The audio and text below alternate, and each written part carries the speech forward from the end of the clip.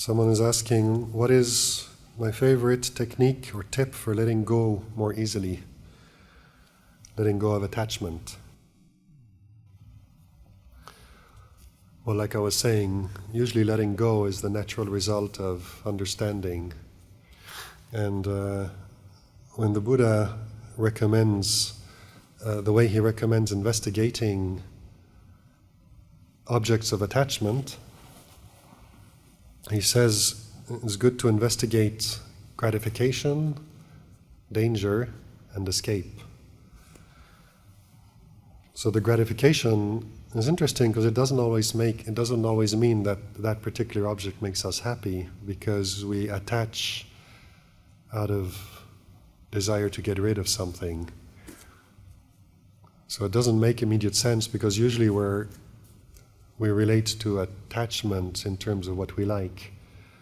But the way this works, like if we're all caught up hating somebody for many years, or we create karma through that anger and hatred, resentment, and we're attached to those things, we can't let it go.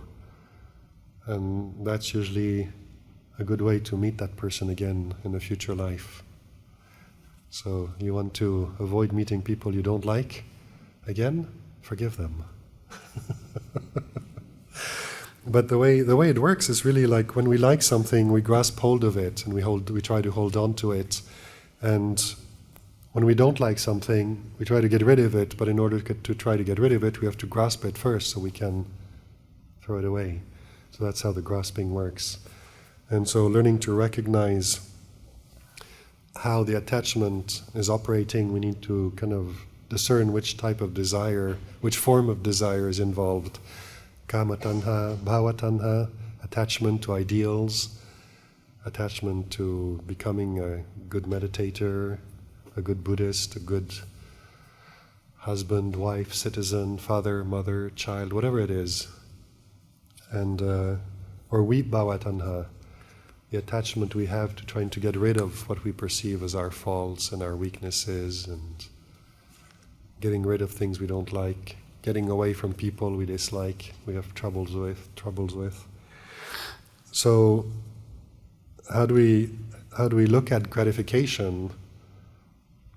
And the attachment is even with bhava tanha, kama tanha, it's easier to understand. We feel gratified by the pleasure that arises from our relationship to an object, an ideal. But then with vibhava tanha, the gratification is more in terms of realizing that we establish our sense of self as me, as somebody who doesn't like this and doesn't want it and wants to get rid of it. So it's still relating to things in terms of self, and the gratification is the imagined gratification that would come by successfully getting rid of it. So understanding that is one important step, because it'll show us why we're going out to grasp certain things. Then the danger, well, in case of anger or resentment, it can be quite obvious in terms of sense pleasures or ideals that we may be attached to. It can be more difficult because very often ideals, well, they seem good. We can create these perfect images in our mind, and they don't have any flaws, any faults as an ideal. But between the ideal and the reality, there's a gap. And it's interesting to watch ourselves, but also pay attention to people around you, people who are idealistic, and notice how much suffering comes from grasping an ideal. We meet those in monasteries all the time, because especially junior monks tend to be quite idealistic. They're inspired, they're ordained, they don't know much yet, but they learn the Vinaya and they're trying to be perfect in the Vinaya. And then they see someone else cutting corners and they start telling you, you shouldn't do that. And they feel right, because it's Vinaya. But it's self-righteousness. It comes with a sense of identification with this ideal monk who never cuts corners, who does everything right and perfect. And when we attach like that to ideals, we usually create a lot of suffering for ourselves and usually for others as well. So that would be the danger. The danger in sense pleasures is that they're impermanent. So they might be gratifying for a while, but then a thing ends and we need to go and seek out a new one. And the effort and all the hard work and running around involved with satisfying sense desire is absolutely exhausting. So knowing gratification, recognizing what the gratification is, which is what makes us reach out and grasp something, but then recognizing the danger in doing so. And then the escape. You've been hearing about that for a while now. It's coming back to awareness, to knowing these things as being sankharas, whether it's the objects of desire or whether it's recognizing desire itself. And coming back to the knowing as a refuge, sati sampajanya, like Luang Por was saying this morning, the gate to the deathless, that's where we come back. And that's the position from which we can relate to desire. Allow it to do what it does. It arises, nothing wrong with that. It lasts as long as it does, nothing wrong with that. And then when it ceases, because we're not getting involved, it ceases according to its natural conditions. We're not feeding it. So usually we need to develop understanding in order to, that's creating the causes for letting go to happen. So letting go is the result of understanding clearly. And then once you get the knack of that, and you can, for myself, different times of in practice, different things work better. So there was once when Luang Por was talking, he was talking a lot during a few years when I was with him at Wat Pai Ratanawan about how the body is in consciousness. Consciousness is not in the body, which is usually the way we relate to it. We think consciousness is here. Scientists try to find it in the brain or in some part of the brain. But he keeps pointing back to how the experience of the body is something we experience in consciousness. So the body exists as it does in consciousness. And I'd use that just to kind of develop this, practice this, nourishing this perception of this body being something that's in consciousness, and consciousness is always there. And it's easier to let go of the body, allow it to do what it does, be as it is. It's healthy, it's sick. Got a bum knee, I have to walk slowly, sit on a chair, and I don't need to get upset with it because it's just the body doing its thing. And in consciousness, the body's like this right now.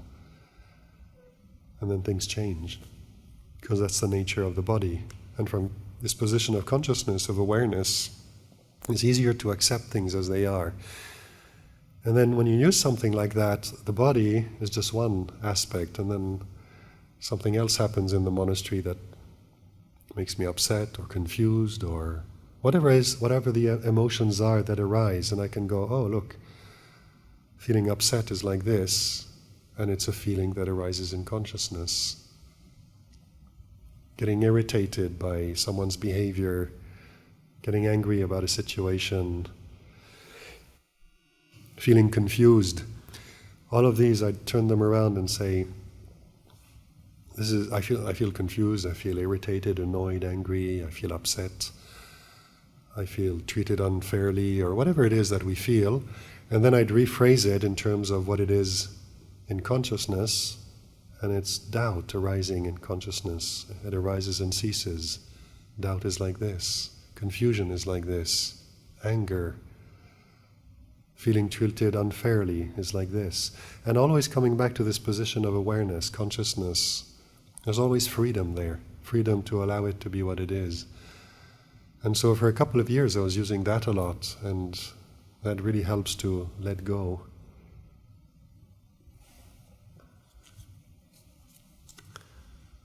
It's like this. There's another one that sometimes works ferociously well. It's like this. It's just such a statement of acceptance. So I was using that as a reminder to bring us back to this acceptance of the way it is. and then we let go of the struggle with the way it is.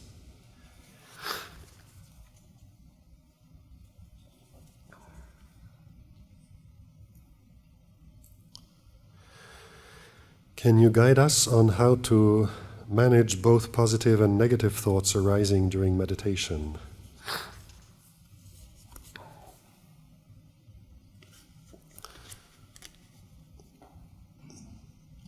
You've probably heard Luang Por in his various talks over the years mention this very simple exercise of thinking intentionally, because he's always described himself as being someone who loved thinking, loved reading books, and had a lot of doubt because of that, and was doing a tremendous amount of thinking.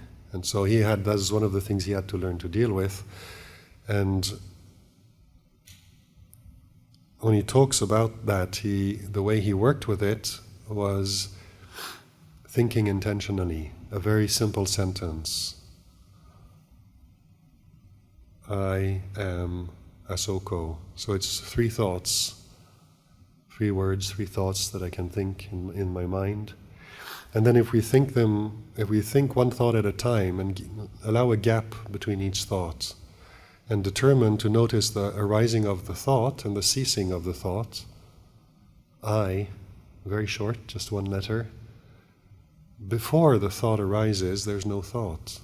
And after the I has ceased, there's no thought for the duration of that gap until I think am. And then again, am has ceased and there's a gap there. Without a thought before I think Asoko. Intentionally thinking something like that and noticing the thoughts and noticing the gaps as well is an incredibly powerful tool to teach the mind, 1, how to recognize thoughts, and then how to recognize non-thinking, which is also a part of what happens in the mind. With our educational system, we're taught how to think, how to use thinking to great benefit. And so we place great value on thinking, but we have to come around to meditation to hear about non-thinking, the silence in the mind. So the educational system doesn't have much use for silence, except when you're taking exams or listening to the teacher. But then again, it's about knowledge and thoughts and speech and language. So we don't usually pay attention to silence, and yet there's plenty of it. So a way to learn to recognize silence, non-thinking, and then notice when thinking arises. This is a very, very valuable exercise. It's incredibly simple, so very often Luang Por teaches it, and people get the idea, they get the gist of it, and they nod and they go, oh yeah. And then I like to wait a few days and then go and ask the monks, novices, or lay people that are residing in the monastery, and I said, did you try that? It's like, oh no. And it's a pity, because it's extremely powerful. You can do it anytime. You can do it now during the retreat. You can do it sitting at a light, waiting in the traffic. The light is red, and just go slowly and notice the gaps between the words, the thoughts. And what you're teaching yourself to learn to recognize thinking, recognize non-thinking as well. Start paying attention to the background, to the space, the silence, the space in which thoughts arise and cease. Because that's always there. We don't have to create silence. And when there's noise, silence doesn't disappear.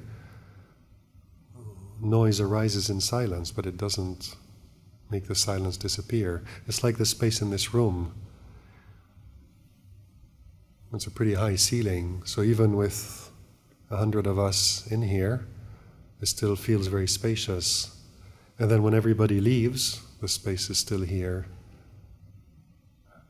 And if they need to use the room to store furniture because they're knocking down a building and repair it, they can fill the space up to the ceiling with chairs and furniture and all kinds of things. And yet the space is still there. It's full of objects, but the space doesn't care whether it's empty or full. The space is still the space. And so this silence in the mind is the same thing. It's always there. Thoughts are created. But non-thinking, the silence, the emptiness, before a thought arises and after it has ceased, that's not something you need to create. It's kind of the natural quality of the mind when there's nothing being created. So when you practice this, use this exercise, and you don't have to do much of it for you to start seeing the effects it has on your ability to notice thinking.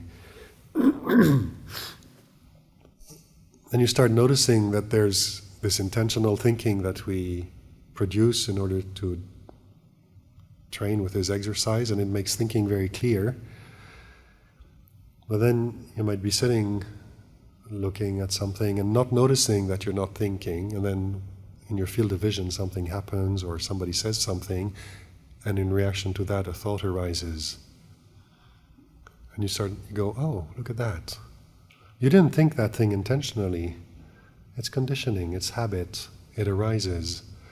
And thoughts are not always according to reality. We can see someone behaving a certain way and wonder if they're completely nuts for doing what they do, because we don't understand the context. We're operating from an assumption, and then this thought arises from that assumption. Just from perceptions and memories and our own conditioning, we assume that, and it doesn't make sense. But when you're able to notice thinking, you notice thinking as actually something happening in the mind, and then secondary to that, the content of the thought might be a good thought or a bad thought, a positive thought or a negative thought. And then you can start investigating that and seeing how when we think negative thoughts and we dwell on them, then we start feeling negative. It affects us a certain way when we start believing those thoughts and indulging in them. And similarly, when we think positive thoughts, then we start feeling positive. It's very useful to notice that. So in the practice, when thoughts occur and you find yourself maybe caught in a bit of a loop of negative thinking, rather than try to fix the negative thinking and change it into positive thinking, which you can do, but then you have to work for it because thoughts are created, so you have to create the positive thoughts. It's more work, and you end up still being caught in thinking. So now there's this option to step out of thinking, come back to knowing, to awareness of thinking. And when you do that, then whether the thought is positive or negative doesn't really matter, because it's basically you're just coming back to it, relating to it as a sankhara, as an object of awareness. And you can play around with that stuff. Think things that are complete nonsense. And notice the difference between just looking at it in terms of a thought, no matter what the content of the thought is, nonsense, true, positive, negative. The difference between relating to a thought as a thought in terms of awareness, it's a thinking, a thought arising and ceasing, or stepping into the content and getting involved with the storyline. And then usually we get drawn into it and follow thinking with more thinking. And if we agree with it, we make more of it. If we disagree with it, we try to make the opposite thoughts to counterbalance it. And we get caught up in thinking, whereas the shortcut to the end of that is just training ourselves to notice non-thinking and coming to that as a standpoint from which to relate to thinking.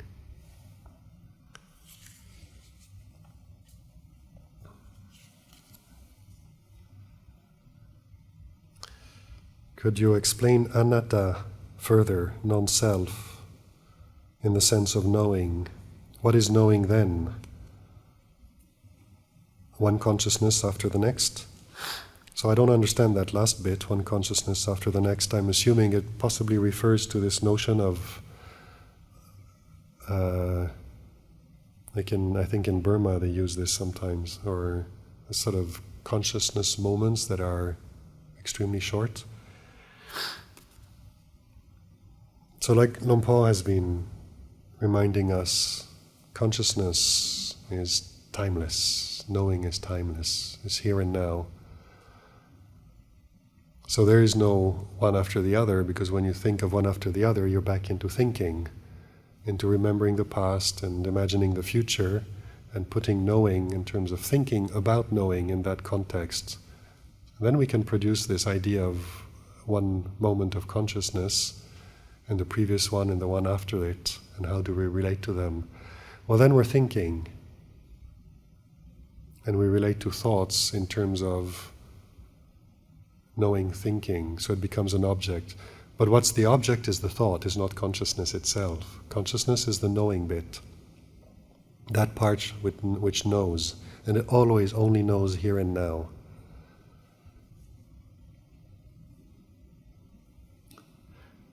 And when you start thinking, then you can create a sense of me thinking. But we have to think that in order to create that me, the notion of me thinking.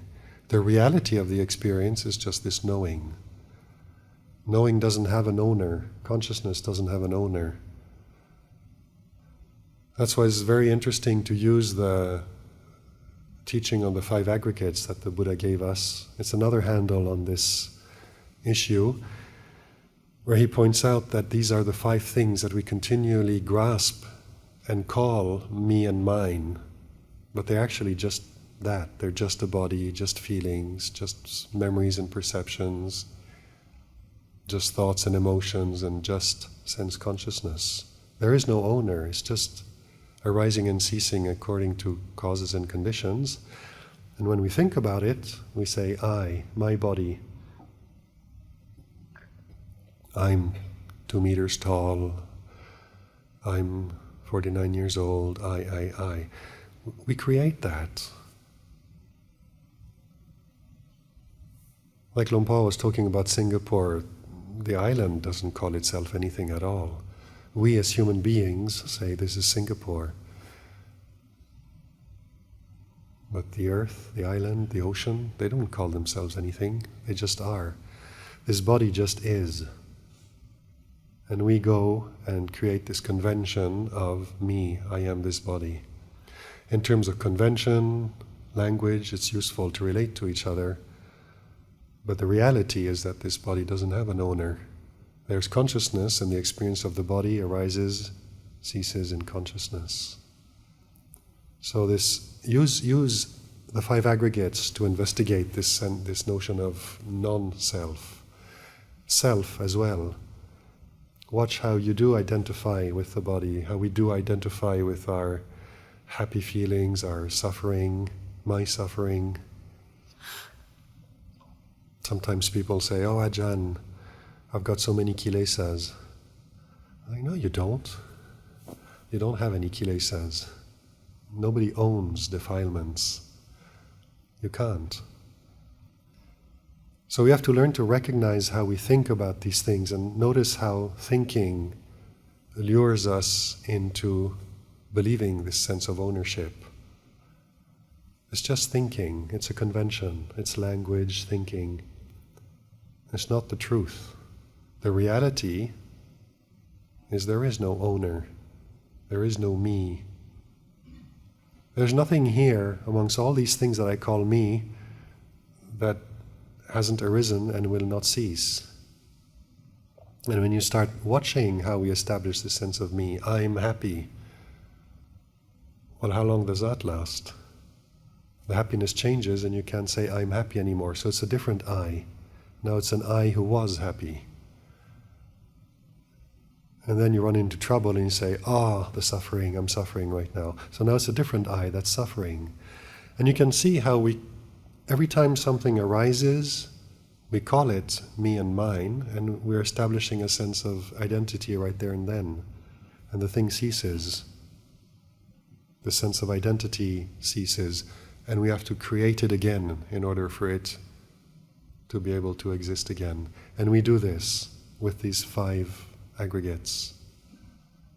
It's hard work having a self. So if we can study this and look at how we're doing this, we can learn to let go and put it down.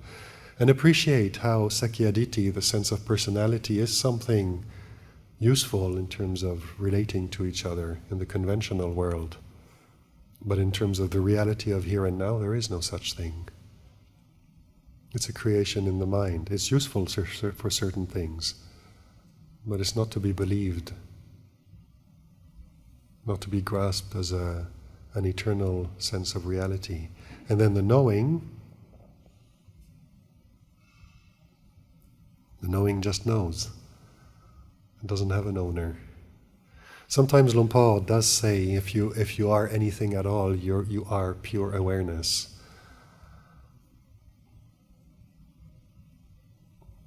Why does he say that? Because he wants us to look at that, come back to that. He's not telling us go and grasp it and make a sense of self out of it. It doesn't work that way. But it's language. So learn to study, learn to recognize thinking and language the way I was describing earlier, this exercise Luang Por gives us to work with, because it really, really reveals clearly thinking versus non-thinking. And then because we can start stepping back from thinking, we've got somewhere to step back to, then we can recognize our relationship to thinking and how fraught it is when we start believing our thoughts, grasping them.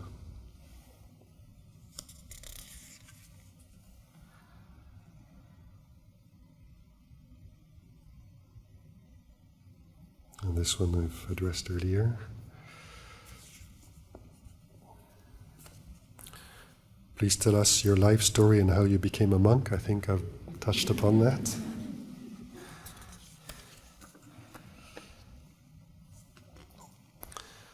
I think on the first day I mentioned something about how fascinating the grain of the wood is. So this question is, I didn't quite understand the comment about finding the wood grain fascinating. Is finding fascination in mundane aspects of daily life detrimental to the practice? So I think it's 2 different things. The way I was making that comment the other day is I was pointing out to the fact that usually when we walk into a room like this, we don't get on all fours and start examining the grain of the wood. It's kind of very ordinary. And yet when we're sitting here, bored stiff with the breath, and we've thought our way around the universe 3 times already, and we look at the floor, we can start finding it really pretty. And noticing how not all slats of flooring are actually the same length. Some are shorter, some are longer, darker, tighter, grain, looser, and so we can really get quite fascinated in something very ordinary. So the way I was using that was more pointing towards our ability to do that, our ability to find something very ordinary, really fascinating. If we can do that with wood, a wooden floor, we can also do that with the breath.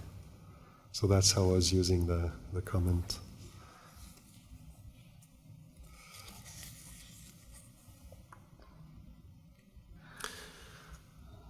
I received a large bounty of mosquito bites this morning. The itch is begging for attention, similar to aches and pains while meditating, but this is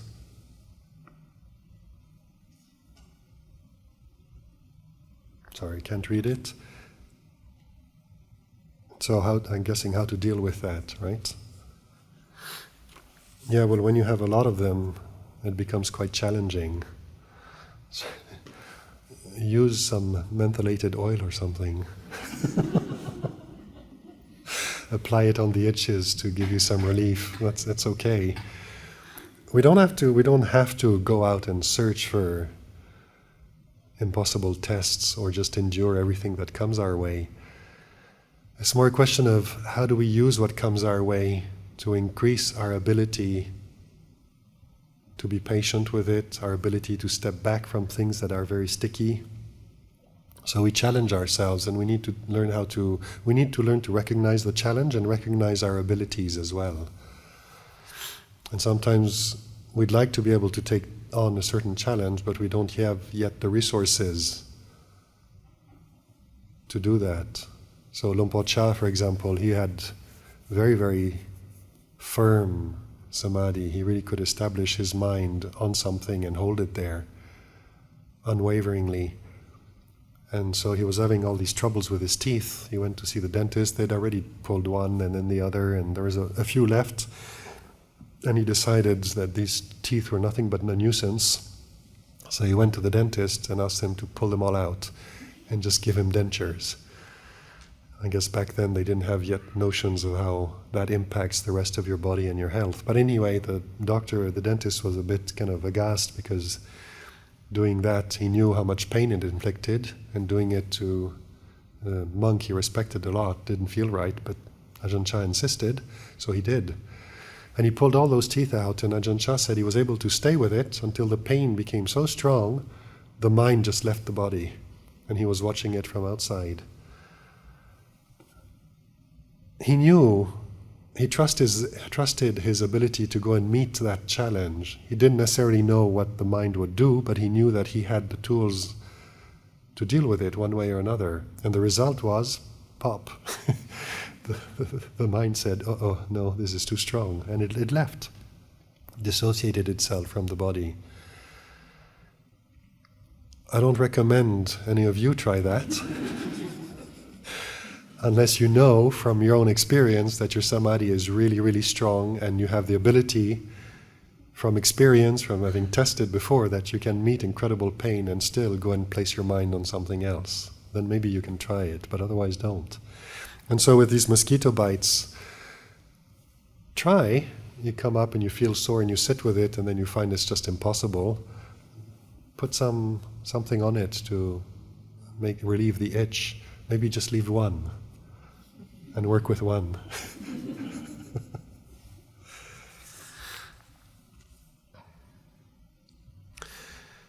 Why, after a period of good meditation, a few months, my mind can get cloudy? Is this a process? In a way, yes, it is, because the mind is not self. And in the process of training and practicing and developing stillness, the conditions change. And then sometimes we do successfully kind of let go of certain things. It's not always, some of it is based on understanding and wisdom. Some of it is still coming from the kind of a sense of determination, of using willpower as well as understanding to kind of bring the mind to stillness. And sometimes that's like going and pulling the tiger's tail. It's going to turn around. And so sometimes in forest circles we say kind of, if you go and challenge the sense of self too much, the sense of the defilements, they're going to turn around and try to bite back. So there are rhythms to what's happening in the mind.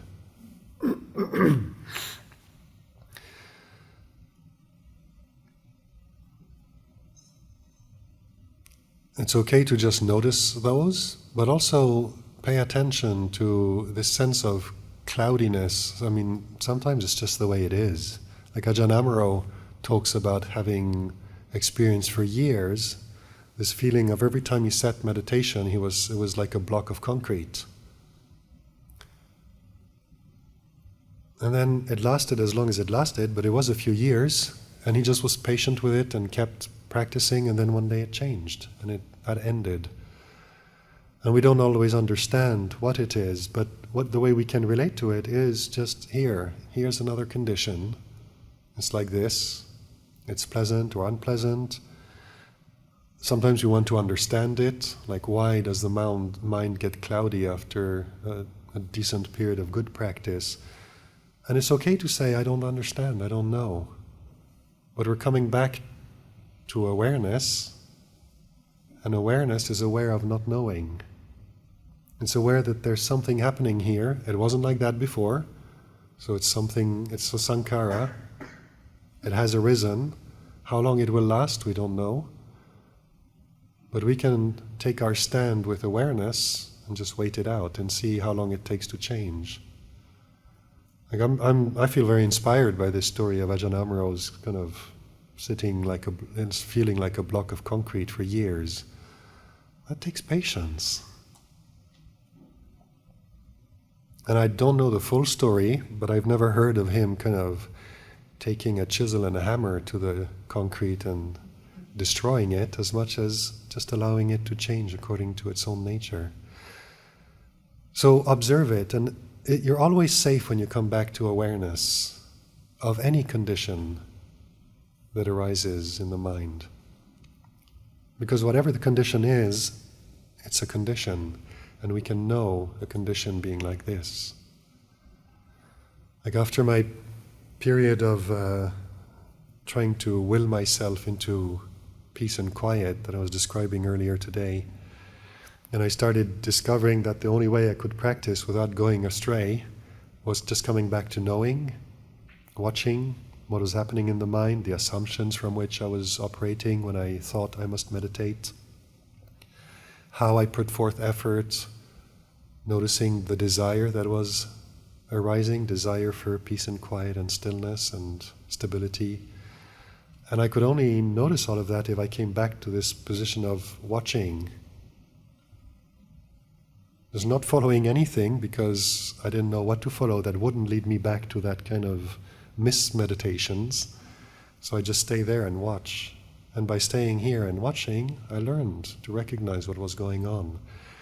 And out of that, I've developed a routine now. Every time I come back to here and now, I always check the body and check the mind. And sometimes I ask myself, what does the body feel like? Just have an overall sensation, or maybe just scan and notice different parts of the body feel differently. So the body's like this. And then what's the mood? And sometimes you have a name for the mood, but sometimes you know what it feels like, but you don't know what it's called. You don't know what to call that thing. But one thing that always works is, it's like this. So the body feels like this. The state of mind is like this. So if it's cloudy, just come back to it's like this.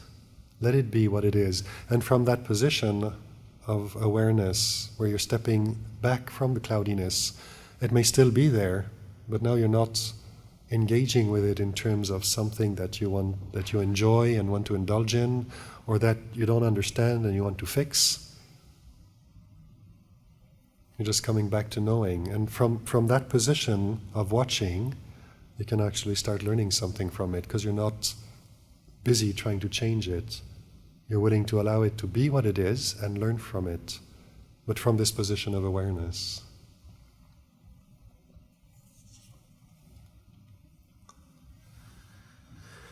All is impermanence except consciousness, but physical conditions, pain, will end only in death. How to endure the constant pains and sufferings, even in this lifetime, and being at ease and at peace with oneself.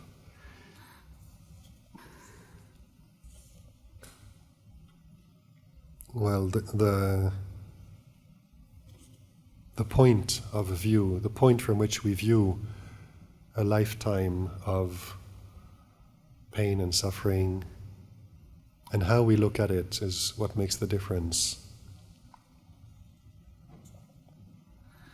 So notice how when you're suffering, more the mental suffering, because the physical suffering, most of us kind of know how to take paracetamol or something to ease the pain. Or sometimes we know a numb leg comes from sitting, so you turn around, stretch the leg, a minute later you can walk.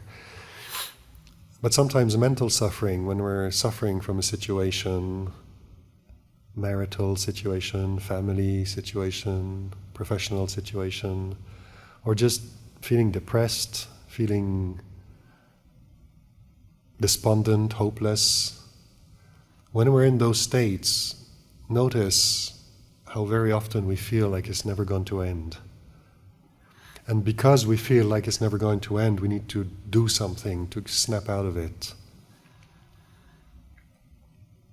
If we knew it was impermanent, if we really trusted in our hearts that this is impermanent, we wouldn't bother doing anything about it. We'd just step back there, let it pass. Its nature is to end.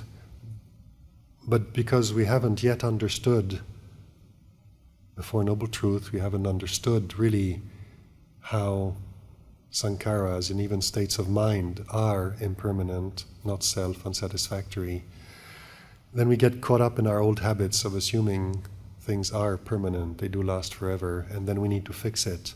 And it's completely contradictory, because with this notion that we need to fix it means we're going to end it. But it's still coming from this position of assuming that that which is impermanent is permanent, that which is not self is self, and that which is unsatisfactory is actually permanent happiness. These are the basic delusions we operate from when we don't examine our experience. So when we look at it, when we look at what is, quote, a life of suffering and pain, unquote, is there really such a thing as unremitting pain and suffering all the time without ever a break? And we realize pain arises and ceases, and there are gaps between pain. But the same as with thinking, sometimes we obsess so much with thinking that we don't notice the gaps between the thinking. We don't notice the silence in which thinking arises and ceases. We tend to obsess with pain. We're so obsessed with trying to resist it, trying to get rid of it, that we're too close to it. We're kind of holding so tight to it, we pull it up right against our faces and we don't see anything else. Pain and suffering is not permanent. It arises and it ceases. The same way people say, oh, I'm an angry person. I always get angry. Nobody's always angry. Anger arises and ceases. And if we're someone who hasn't yet understood that anger is just anger, it's not self, we can step back from it and let it arise and cease without getting involved. And every time we get involved, either we get angry, we become someone who's angry and we speak and act upon it, or we really, really hate anger and we try to get rid of it because we really don't want to be an angry person. And in both situations, we're obsessing with the anger, feeling self-righteous or trying to get rid of it. And we forget that before anger arose, there wasn't any anger. So in the Satipatthana Sutta, in the third part where the Buddha is encouraging us to know the mind as the mind, he's got a list of states of mind. I really encourage you to memorize them and use them to investigate states of mind. And the Buddha says, he encourages us to know a mind with greed as a mind with greed, a mind free from greed as a mind free from greed. And knowing both is right mindfulness.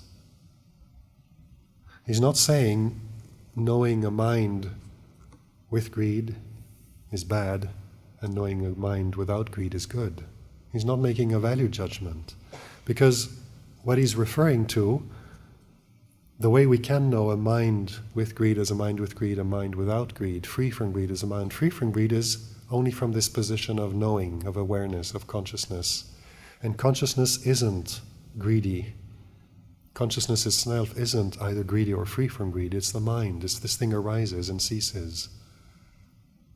There is presence or absence, and the knowing just knows. So, knowing the mind with greed as the mind with greed, the mind free from greed as the mind free from greed. A mind with anger, to know it as a mind with anger, and then when the anger ceases, to know the mind free from anger. And then the same with confusion, knowing a concentrated mind or an unconcentrated mind, a contracted or distracted mind, a surpassed mind or an unsurpassed mind, a liberated mind or an unliberated mind. And that's a very, very valuable thing to learn how to do. Pay attention. If you think you're someone who gets angry easily, I'm an angry. If you identify yourself as someone who, I'm an angry person, start paying attention to all the times you're not actually experiencing anger. I think I can pretty safely assume that right now, out of this 100 people in the room, no one is kind of experiencing anger. So notice that. And this is knowing a mind free from anger is a mind free from anger. If you come back to this knowing, know it for yourself. It's pachatang vedita bo vinyuhi. Know this for yourself. Right now, a mind free from anger is like this. You're paying attention to the absence of. And because you're really establishing that knowing, then when anger arises, even if you're not continuously aware and notice when it arises, you establish knowing when the mind is free from anger.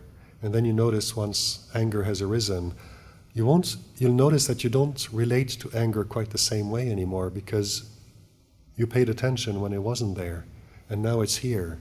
And that's really establishing in the heart, connecting with this wisdom, with the reality that it's impermanent. It wasn't there. It has arisen. And because you really paid attention when it wasn't there, then you know, okay, it's impermanent. At some point it will cease and I'll be able to reconnect with the mind free from anger. And then the game is a game of patience. Just zip it up, don't say anything you'll regret. Don't sock anyone in the eye.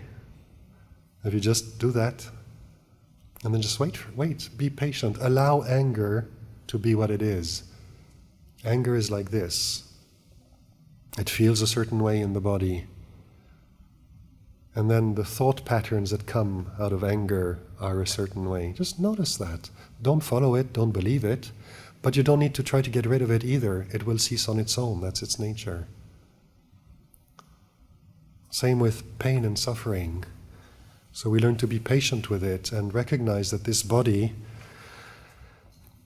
it's a body that experiences pain and sickness, discomfort. When we're young, if we have good health, the blessing of good health, then less so. And then time ticks by, and more the little aches and pains and sores and stuff, they don't stop disappearing, they come visiting more and more regularly. And yet they also cease.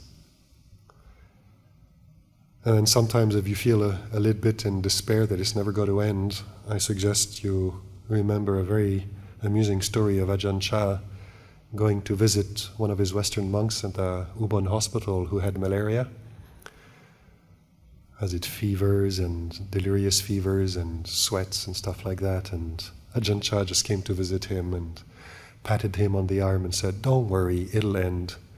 Either you get better or you die."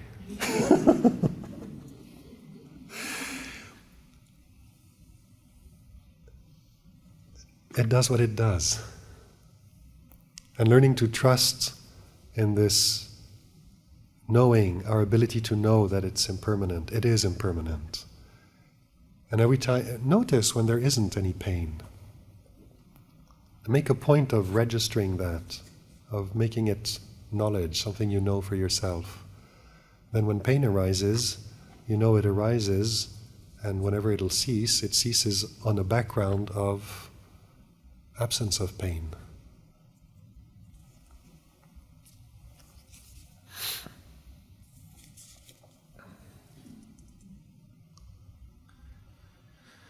During meditation, when we have a lot of distractions, for example, unfinished business, which occupy our thoughts, extreme sleepiness, etc., when should we persevere and when should we call it a day?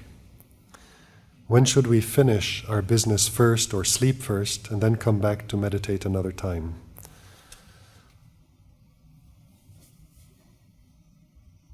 I don't have an answer to that. You have to figure it out for yourself.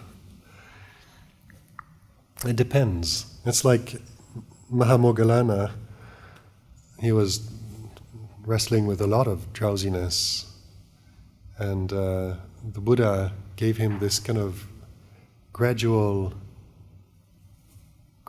way of dealing with sleepiness. He said, if you sit and you're starting to feel drowsy, sit up straight and pull your shoulders back and breathe in deep and energize the body. And if that doesn't work, pinch and rub your ears. It's a little bit painful, it kind of wakes you up. Probably a bunch of acupuncture processes being activated. If that doesn't work, get up and start walking meditation. If that doesn't work and you're still drowsy, go out because most of the time it's at night, it's more difficult to stay awake and meditate at night. So it says go out and look at the moon and the stars. If that doesn't work, try washing your head, putting cold water on your face. And if that doesn't work, go to sleep. Obviously, the body needs rest. So sometimes we don't know exactly where the body's at. Even with a lot of experience, sometimes we still need to ask the body, where are you at? What's happening?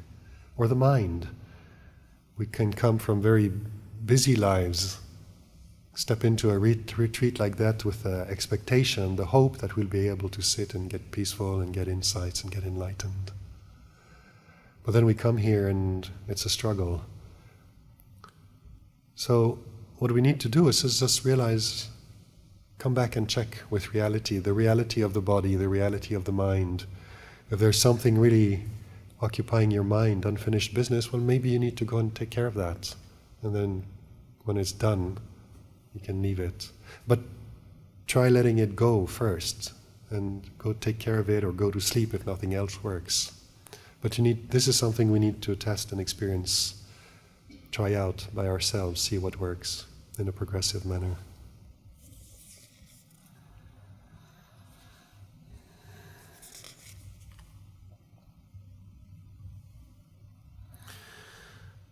How can we practice to be able to sit in full lotus position? So I recommend you ask Siu Feng tomorrow afternoon. She's the yoga teacher. It takes practice. I don't know how most of you grew up, but I know that in Thailand, these days it's changing, but in the old days, a lot of life, especially in rural Thailand, a lot of life happened on the floor. And I can see these older ladies who come to the monastery every morning to help prepare the food. They just sit with their legs straight out and their backs perfectly erect, peeling vegetables, chatting away, having drinks, taking a break, and they just sit in that. I can't do that. If I sit with my legs straight out, my back goes like that. I can't sustain that posture. Westerners, we tend to grow up sitting on chairs. And sitting on chairs, you don't develop this flexibility of the hamstrings and of the hips. So we have to work for it, and then not everybody can. Some people try and they just end up injuring their knees and going back to chairs. So, but if you want to work your way towards that, yoga is definitely the way to do that, and a lot of patience and kindness to the body, because you're basically working against stiffness in the body, and if you want your body to change, stretching it is a stimulation to change, and it'll take time organically, mechanically, for tendons and ligaments and stuff to become more supple. And if you try to force it, you get some injuries, and sometimes you have to live with the injury for the rest of your life.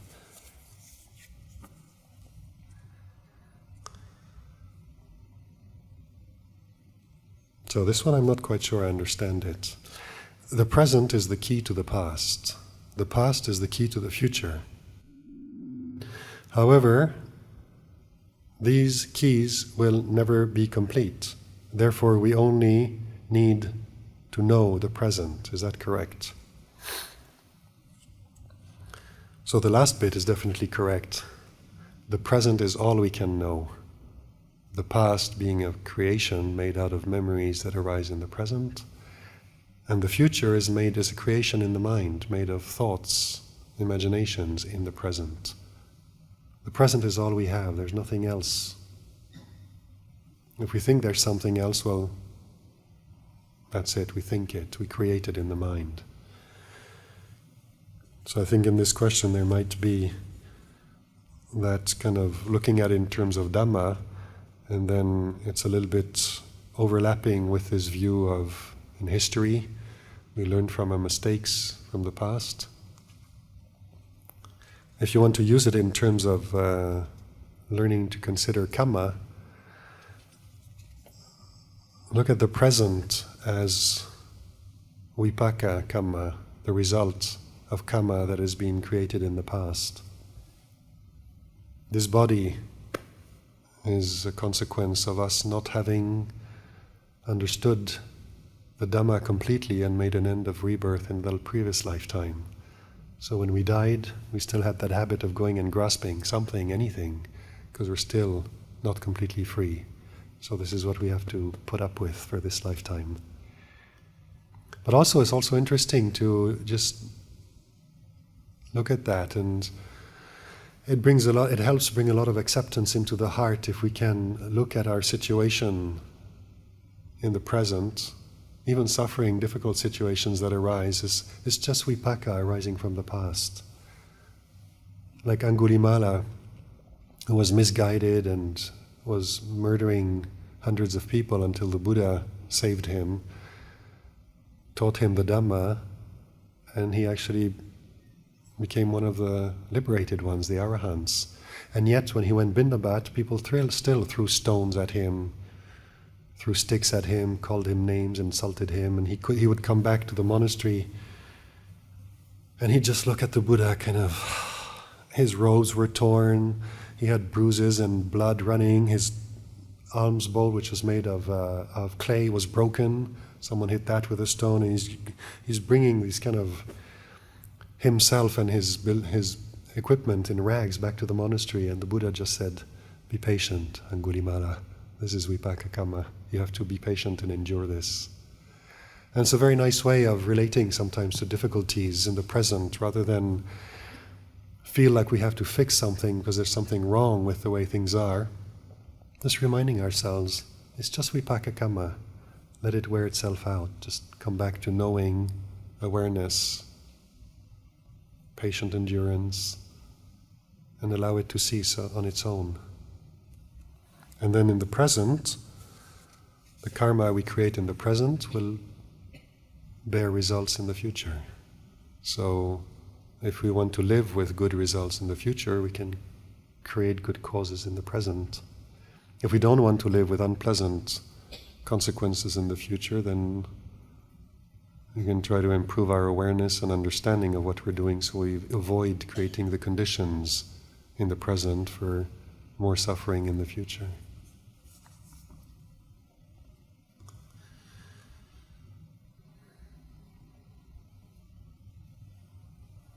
So this is more of a practical question. Someone is asking about this principle of not eating after lunch. Is it based on local time noon or based on the sun? It's just a convention.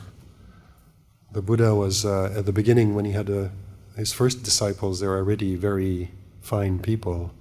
So all he had to do is, if they had an alms bowl and some robes, he would say, "Okay, that makes you a monk." There was no ordination process. If the Buddha says you're a monk, then you're a monk.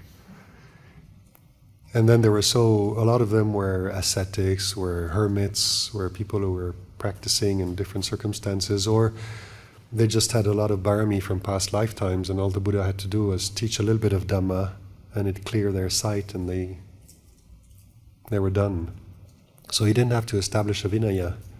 They were naturally kind of restrained. And then as the Sangha grew little by little, people started misbehaving. Before that happened, one day Sariputta was asking the Buddha, why is it that, because the Buddha had been talking about previous Buddhas and how some previous Buddhas, the dispensation, meaning the length of time that the teaching was alive even after the Buddha's passing away, and people were practicing the teaching, tasting the fruit of the Dhamma, of the fruit of the practice, and teaching onwards. And for example, for us here, we're living a very fortunate period where 26 centuries after the passing away of the Buddha, we still have teachers like Luang Por Sumedho who know the result of the practice. And then other Buddhas, apparently, they teach, and after they passed away, it all went downhill. And very quickly there were nothing but ignorant people in the world again. So Sariputta was asking the Buddha, why is that? And the Buddha said, it depends on whether they taught Vinaya or not. Because Vinaya is like a string that keeps flowers together. If we have a bouquet of flowers and we put them somewhere without anything holding them, it won't take long before the wind scatters them, like these little garlands of jasmine flowers. But if we thread them with a string, they'll stay for a long time. And that's what the Vinaya does. It keeps it together. It establishes a way of life that is conducive to realizing the teachings, to practicing. So Sariputta is like, cool, can you establish a Vinaya then? And the Buddha is like, it's not the right time yet. The Sangha has to develop further and grow. So everybody's behaving themselves well. If the Buddha, in the midst of that situation, says, okay, let's say 227 rules for you guys, out of the blue, then it's no different from Moses going up the mountain and coming down with these blocks of stone with 10 rules on them. They might be good rules, but then it's based on trusting, out of believing in someone that they know what's better, and we're not developing any wisdom. And the Buddha wanted people to understand why rules were established, so he waited for monks to start misbehaving. And when it's obvious what the absence of rules leads to, he establishes a rule for that type of misbehavior. And over his whole life of teaching, until he passed away, he kept doing that and amending them. Sometimes he established it one way, and then naughty monks, kind of find ways around it, because the formulation, it becomes very legalistic. And they find loopholes and stuff, so he has to close the loopholes and amend the rules. And then when he passed away, he said, okay, the rules are the way they are, just use them this way. Don't add, don't subtract to them. And so this rule about eating after lunch, not eating after lunch, was basically a way of teaching the monks how to practice restraint. And there was before the rule existed, there was one monk who enjoyed practicing during the day very much. So he'd go off and some sort of patch of forest or a park or somewhere and practice, and then at night he was hungry. So he takes his bowl and goes into town. And I don't know what happened, but how he managed to do that for long enough, but one night, it's kind of a stormy night, and the rain hasn't come yet, but it's pitch dark and there's a lot of lightning going on, and he's walking along the stream to this house to look for food, and the lady who lives in that house is just doing her laundry late in the little stream, and then in the flash of lightning she sees the monk, and she wasn't expecting a monk coming to look for food at night, and she just jumps out of her skin and thinking it's a ghost and goes running with fear, and he has to reassure her. And anyway, the story makes it back to the Buddha the next day, and the Buddha says, well, it's not really appropriate for monks to be going looking for food any time of the day or night. And so he started limiting the time monks could go on alms round, and also suggesting to the monks, rather than having 3 meals a day, try skipping the evening meal. And those who like their evening meals were like, what? The evening meal is nice. Okay.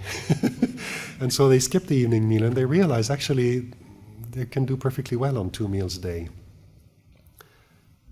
And so he let that settle in for a bit, settle down, and then he said, well, try 1 meal a day. What? And again, so he basically was teaching the monks, actually in terms of bodily needs, 1 meal a day is enough. And then, of course, he made exceptions for those who are elderly, who can't digest well enough. They can't digest a whole meal in one go. They have to eat a little bit because they have health issues.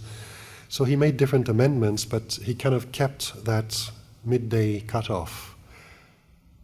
And then he made other substances allowable that were at the time of the Buddha considered ingredients of medicine when they didn't have big pharma taking care of us. So they used things like honey and molasses and oil and ghee and something that's akin to what we call cheese these days. And these things were used as medicine back in the days, or ingredients of medicine. So he said, if monks need something in the evening because they're feeling weak or unwell, they can use these 5 tonics. And so it applies to where we're at. So here, after midday, we don't take food, we just take tonics. If we travel back to England, then it's midday there. And then we can also sometimes make an allowance to go until 1 p.m. in the winter because they have daylight saving time. And the days are shorter, people get up later, they don't have time to prepare food and come and offer it at the monastery. So we use when the sun is that's the way the rule was set, was when the sun is at the zenith. And so in the winter time, we can make it easier for the lay people who want to bring food to the monastery by doing that.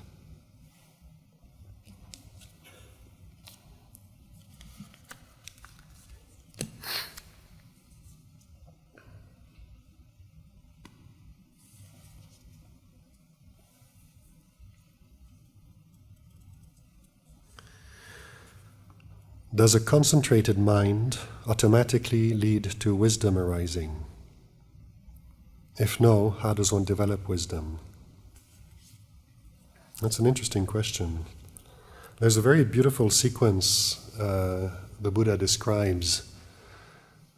I haven't rehearsed it in a while, so forgive me if I don't get all the details right. But it either starts with suffering or with faith and leads to keeping precepts,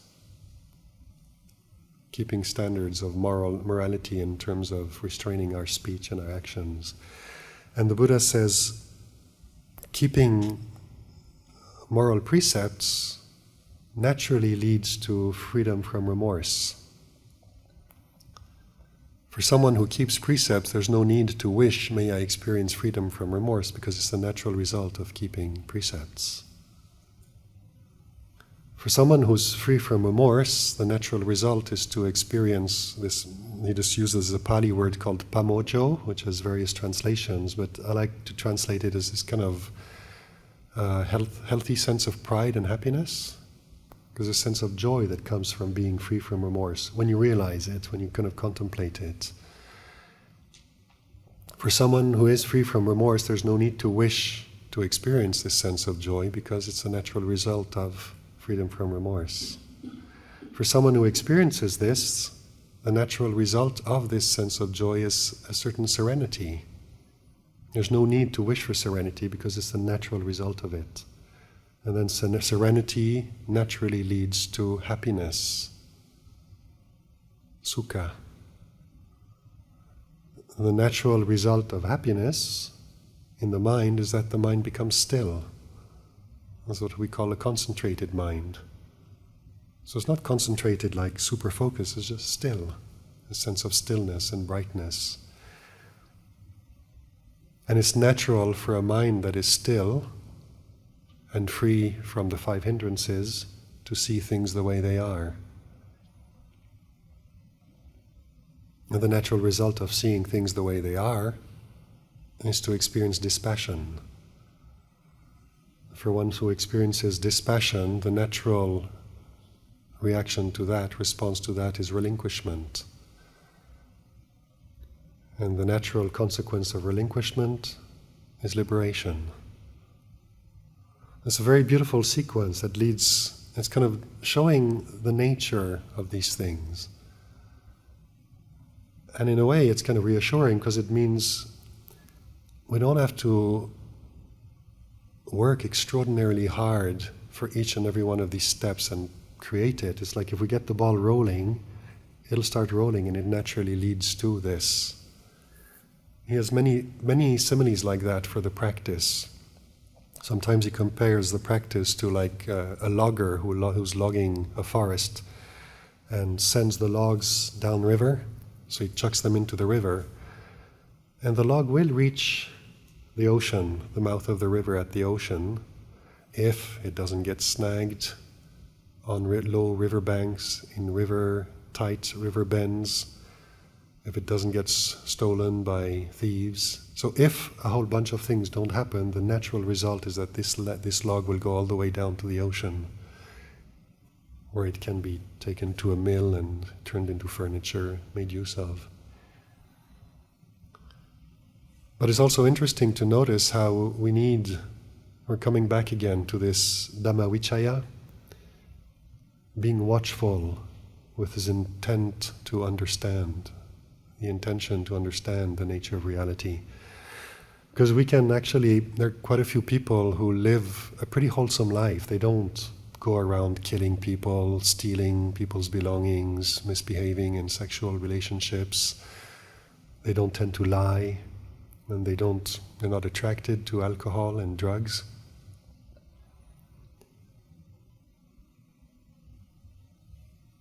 But if they're not paying attention to that, maybe it's just kind of old karma, habits they've developed in the past of not losing interest in that, not seeing the danger in it, being raised by parents who don't do that, so it seems natural. But if we're not actually investigating and looking at it, by not doing these things, by refraining from behaving these ways, we avoid going to jail, being run after by the police, risking revenge from people we inflict harm on, etc. If we don't pay attention to it, then we might be free from remorse, but kind of happy, go to the mall, have some ice cream, watch a movie, enjoy life. It's a bit of a life of a deva in a way. The conditions are good, there's not much suffering, and we just kind of go along. So it's still important to be investigating, understanding. And then we're kind of nudging it along and realizing what these conditions are, and helping guiding it. So it's natural for it to go that way. Like some junior monks like to go and see Lompo Liam, and they say, what do we have to do to realize the Dhamma? And Lompo Liam just smiles and says, just follow Lompo Cha's Korwat, it'll take you there.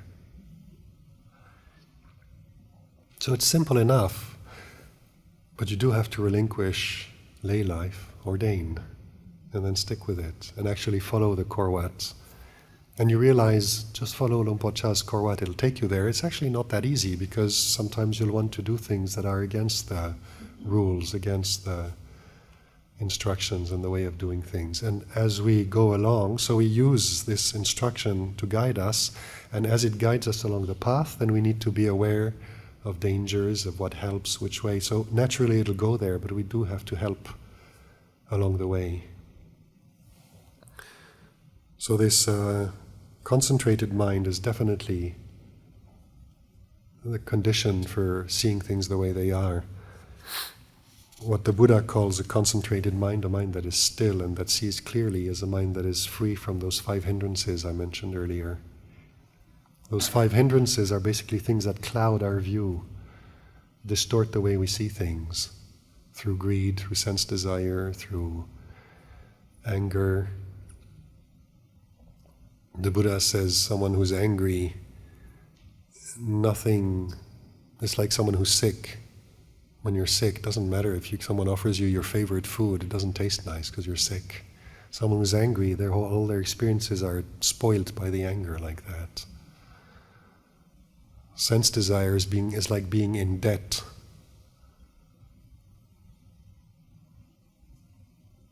Desire promises happiness. And it gives you a little bit, but you've invested in desire. The gratification is impermanent, and now desire is going to come back and ask for more. So it's like borrowing money. The loan sharks are going to ask to pay back afterwards.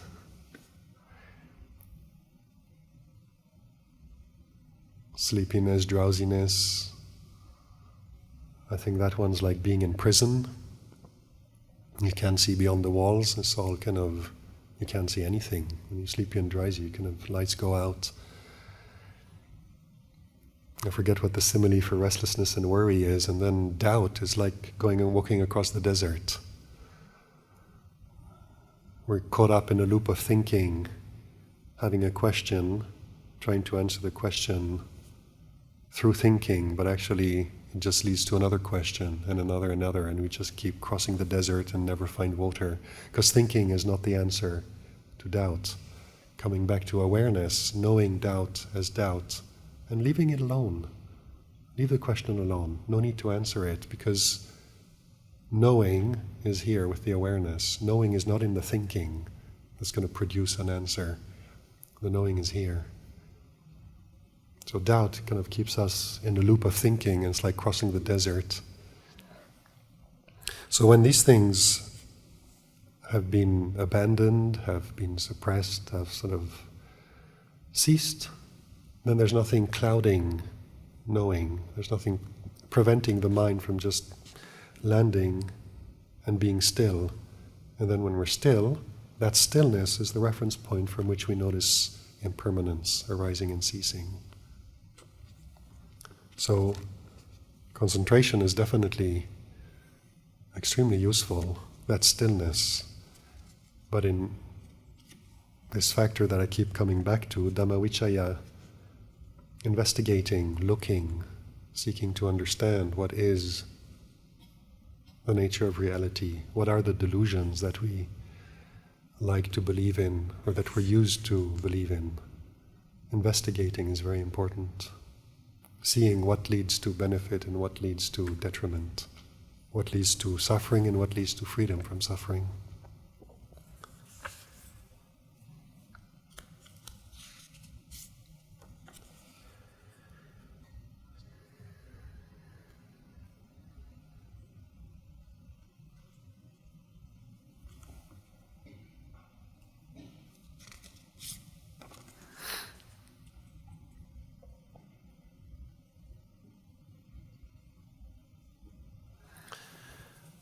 If I have lost all interest in the worldly profession available to me, just prefer simple life with less activity and socializing, how can I discern if it's laziness?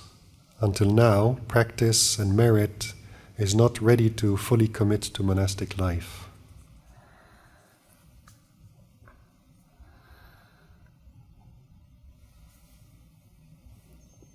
This passion is good. Kind of realizing that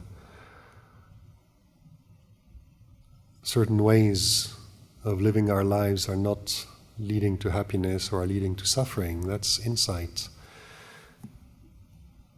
Then to know whether the resulting way of we lead our life is laziness or not, is something you can know for yourself just by looking at, if you're just turning into a couch potato, playing games on PlayStation all day, or sleeping all day, or these aspects of lay life not being interesting anymore, not providing satisfaction anymore, and yet not feeling ready to commit to monastic life, you can still practice. Do you have a daily practice? Do you investigate?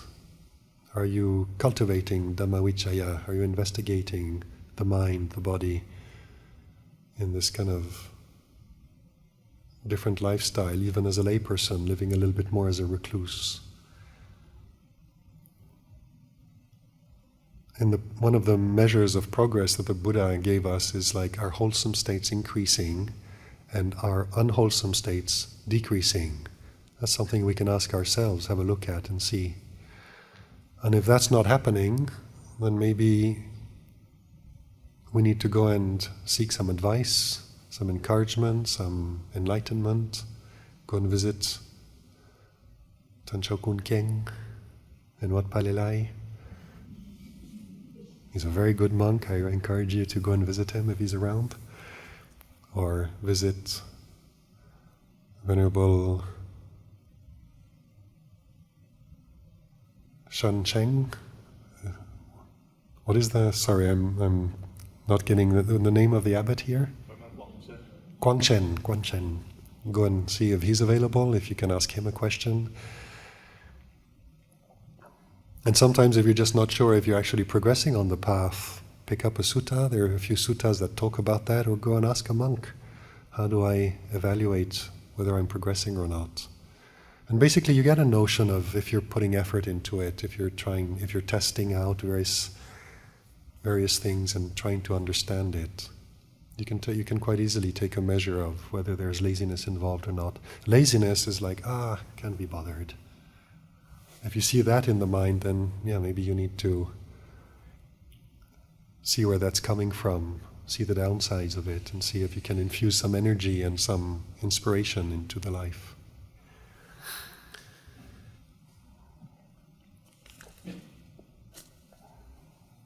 I'm quite happy, actually. I think I've taken care of all the questions that were given to me today.